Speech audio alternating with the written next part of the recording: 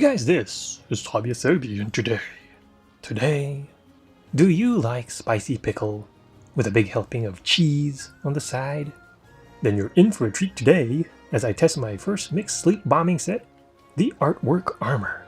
Why is it called ArtWork, you ask? Well, you can say that it is a work of art for sure, but the main reason is because it combines Artian and Clockwork armor pieces, and thusly, the ArtWork mix set is born. Anyway, for background, I actually used to love sleep bombing, especially back in the Monster Hunter Tri days.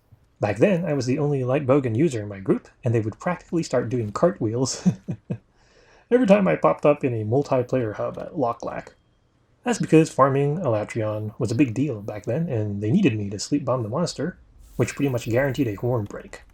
This was before you could restock items at the tent and camp, so everyone actually brought extra mats for sleep ammo and would hand it to me mid-hunt every time I ran out of bullets. Ah, good times. Now, while I still did a lot of sleep bombing in Portable Third, I started doing it less and less after the old gang dispersed, and I mostly ended up doing dual hunts with my cousin. Even with World, I only did a few sleep bomb cluster bowgun sessions, but I didn't quite do it as much as I used to. Then I made the switch to Iceborne and noticed an interesting set pop up at the smithy. That would be the Clockwork armor, which you could make with the Steam tickets that you acquire from the Steamworks minigame. By the way, I made an entire video about the Clockwork armor, so if you want to see how it works and how to get it, make sure to check that one out. Anyway, not only did the Clockwork armor sport a cool Victorian steampunk vibe, it also came with a pretty nifty set bonus called Commission Alchemy, which granted Bombardier Secret. The skill actually lets you surpass the level 3 cap for Bombardier and take it all the way up to level 5. So instead of topping out at the 30% damage bonus for your bombs, you now get a whopping 50% extra damage for your barrels of explosive goodness. Anyway, after seeing all that, there was just no way I wasn't going to try it out. Now, every sleep bombing set needs a weapon that would put the monster to sleep. Traditionally, melee weapons fall behind ranged weapons in this regard because they don't apply status 100% of the time, like sleep ammo does, with every hit, unless you've got, say, an apothecary mantle equipped. In this case, I thought it was only fitting to go with a light bowgun based on a monster that's great at putting others to sleep. That would be Nightshade Paolu. Yeah, so this light bowgun auto-reloads sleep 2 after every shot so you can keep firing. And it can also shoot Poison 1 and 2, as well as Paralysis 1 in case you want to use the other status shots. It sadly doesn't shoot Paralysis 2, but sleep is the main focus, so that's okay.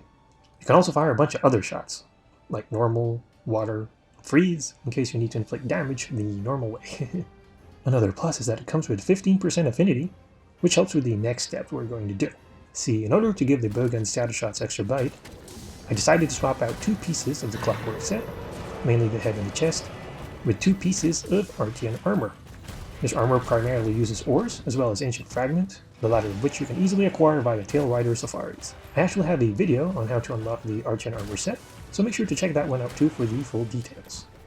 Anyway, using 2 Artian pieces activates the set bonus Ancient Divinity, which grants critical status. This means you inflict more status when you land a critical hit. Now there's a better option via Gold Rathian, or Rathian, which gives you true critical status, but that requires more than 2 pieces. In fact, I think it requires 4, so as far as mixing, that's pretty much out of the question. To further help in taking advantage of critical status, I also equipped 3 Tenderizer Jewels to get Weakness Exploit 3, which then gives you 30% affinity when hitting weak spots, or 50% for body parts that are softened or wounded by Clutch Claw attacks. You can make up the rest with Expert Jewels to get Critical Eye, including the level 4 critical jewel that you get from the smithy, I believe, early in the game. Now, if you're primarily focusing on sleep, you can just fill these slots with critical jewels to get all the way up to level 7 if you want. In my case, I just went to level 5, so I could add max ammo up in case I wanted to use the other ammo, but that's just completely optional. Anyway, this gave me 90% affinity when hitting wounded parts, or 70% for unsoftened weak points. I also added 1 Bomber Jewel to max out Bombardier to level 5. In order to max out Sleep Attack, I used a level 4 Trank Charm. The caveat is that I'm not sure if level 4 sleep is overkill, so I don't know if there's a cap up to this point for this particular combination, so just keep that in mind. By the way, you should feel free to tweak this to suit your style or whatever decos you may have. You'll also notice that I've got Offensive Guard in there, which is a useless skill for light bowguns, but one of the released jewels I had just happened to be paired with that skill. So for my first hunt, I was originally going to go with something easy like Puke Puke, who has a 3-star weakness to sleep. Then I remembered another monster with a 3-star weakness to sleep, who also happens to be my #1 nemesis in Iceborne so far. at least until a certain golden ape comes out. See, I've only triple carded to one monster so far since playing Iceborne. Just one.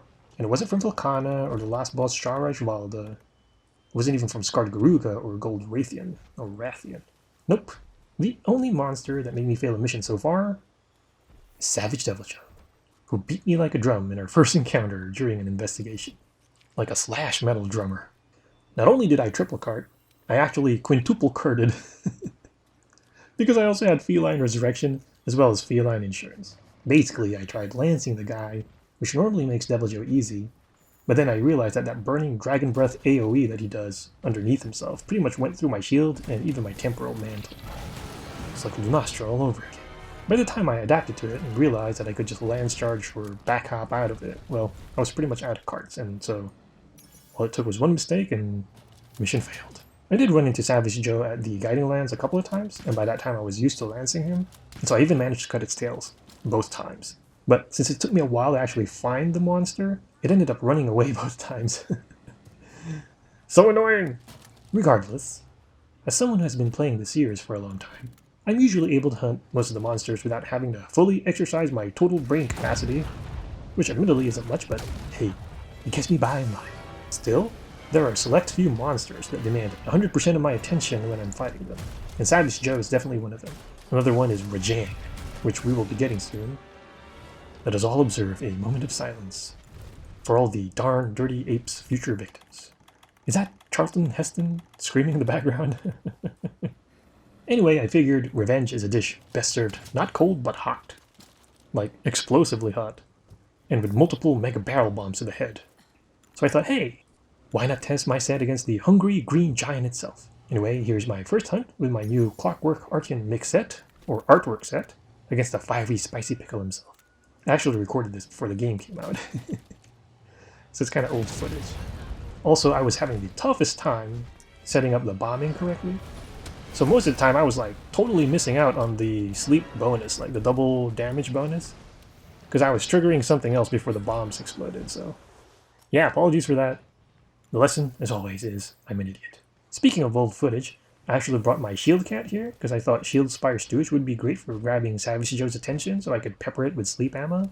Unfortunately, he ignored it most of the time and went straight for me. So go on the yummy hunter right over there, who's doing the pew-pew. So I suggest you can equip your cat with the Meowotov cocktail instead.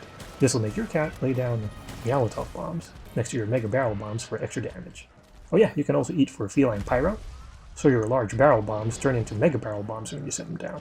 Lastly, make sure to create a shortcut in your radial menu for making bombs, Sleep Ammo 1 and 2, and Catalyst. You need Sleep Ammo 1 and Catalyst to make Sleep Ammo 2, which should be your main ammo choice for making the monster go nighty-night. Also pick the new option to mix all mats at once with one button press, instead of one by one, so you can craft the max amount in one button press. Didn't I just say that? One button press, remember. As always, if you have any thoughts or questions, please feel free to leave them in the comment section. Once again, this is Tabiasobi, and thank you for watching. Now let's go cheese some spicy pickle.